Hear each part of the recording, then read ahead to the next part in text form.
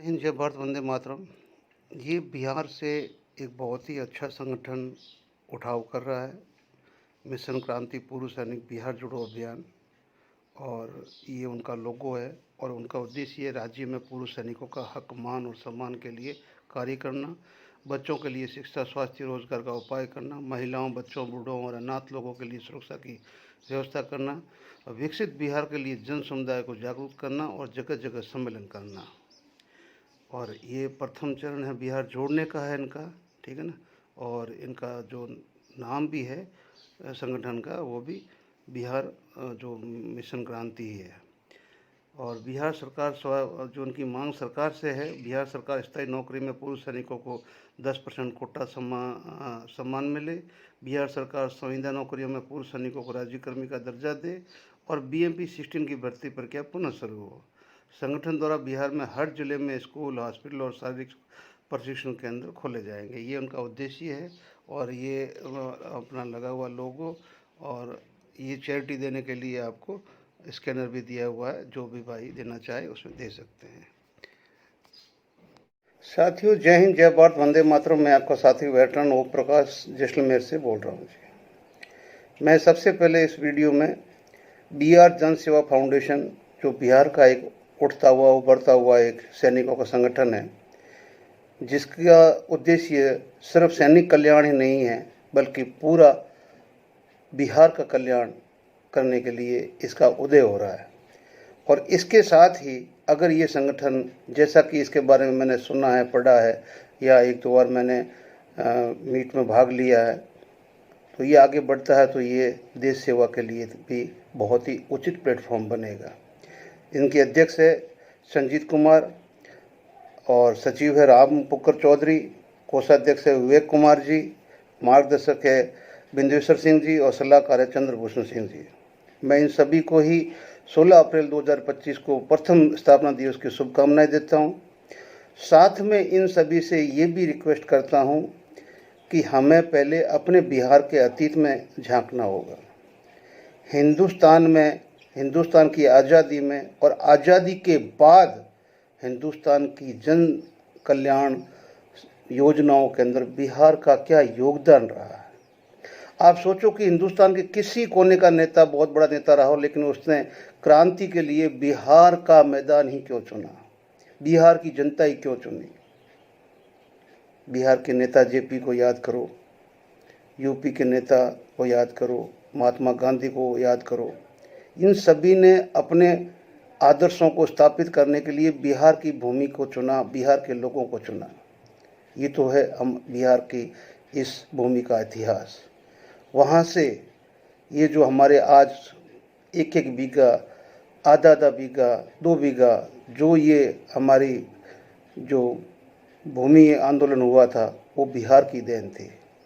और जो इसका संविधान बना, कानून बना, वो भी बिहार के उस आंदोलन की बदौलत आज देश के हर एक गरीब तबके के बंदे के पास में भले ही 1 बीघा भी हो, आधा बीघा हो, लेकिन उसके पास अपनी ज़मीन है। जमींदारी प्रथा को समूल रूप से उन्मूलन करने के लिए बिहार के वो आंदोलन, सामाजिक आर्थिक उत्थान के लिए बिहार के वो आंदोलन, ये सभी आपको याद करने होंगे, उनसे प्रेरणा लेनी होगी। और साथ में आप सोचिए कि एक वो दौर था जिस दौर के अंदर IPS, IRS, IAS सब के अंदर बिहार का सबसे लीड रोल हुआ करता था। तो आखिर उसमें इसकी नज़र किसकी लगी? किसकी लगी? बिहार, जिसने नालंदा का इतिहास शामिल है, तो उसने ये कर दिखाया कि हिंदुस्तान के अभी चंद सालों पहले तक जितनी भी क्लास 1 गजेटेड ऑफिसर की पोस्टें थी, उसका कम से कम 60% से ऊपर का अधिकार बिहार के लोगों के पास में था। चाहे केंद्र सरकार हो, चाहे राज्य सरकारें हो, वहाँ बैठे वाले सारे सेक्रेटरीट के अंदर बिहार की भरमार थी। तो आखिर बिहार को पीछे कौन ले गया, क्यों ले गया? इस संगठन में मुझे उम्मीद नज़र आती है कि ये उगता हुआ वो सूरज है, बिहार फाउंडेशन सेवा। अगर इसको सही दिशा और दशा मिले तो ये बिहार का भाग्य बदल सकता है। इसके साथ बिहार की जनता और सारे पूर्व सैनिक निस्वार्थ भाव से जुड़े तो शायद ये इस देश के लिए भी बहुत कुछ कर सकता है। और दोस्तों याद रखना, अभी आपको बिहार तक सीमित नहीं रहना है। ये 8वां पे कमीशन आ रहा है, जिसका मैंने आपको पहले मेरे वीडियोस में बताया हुआ है कि जो नए कानून लाके और 1972 के अंदर जोड़ के जो अधिकार केंद्र सरकार ने प्राप्त कर लिया है, हो सकता है कि आपको उस आंदोलन में भी कूदना पड़े अपने जवानों के हक के लिए। अगर उसके अंदर केंद्र सरकार दो फाड़ करती है तो, नहीं करती है तो कोई बात नहीं, लेकिन मैं उम्मीद करता हूं कि सबसे पहले आप अपने मकसद में, अपने जन क्रांति मिशन के अंदर सबसे पहले बिहार को जगाएंगे, बिहार को मुख्य धारा में लाएंगे और साथ के साथ में बिहार को मुख्य धारा में लाके बिहार का वो मंच बनेंगे जिस मंच के अंदर जो पहले की तरह लोग आगे आके और इस देश के लिए कितने आंदोलन सक्सेस हुए, सफल हुए और वो देश का नीति निर्धारण करने के लिए आज भी संविधान के हिस्सा बने हुए हैं।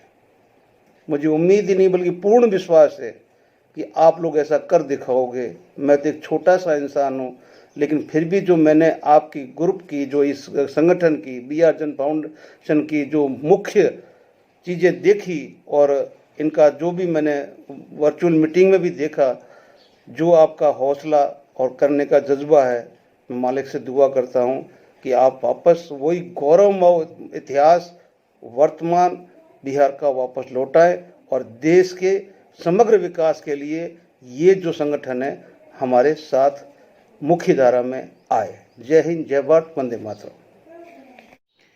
ये विकसित बिहार का संकल्प और इसका नाम रखा गया बिहार जन सेवा फाउंडेशन, पूर्व सैनिकों का संगठन है और मैंने मांगे बता दी है। ये बिहार जन सेवा का लोगो दिया हुआ है और नीचे ये इनके सदस्य और जो भी इनके शुभचिंतक है उनका ये फोटो है। और ये बिहार जन सेवा फाउंडेशन प्रथम स्थापना दिवस जो इसका है 16 अप्रैल को है। तो जय हिंद, जय भारत।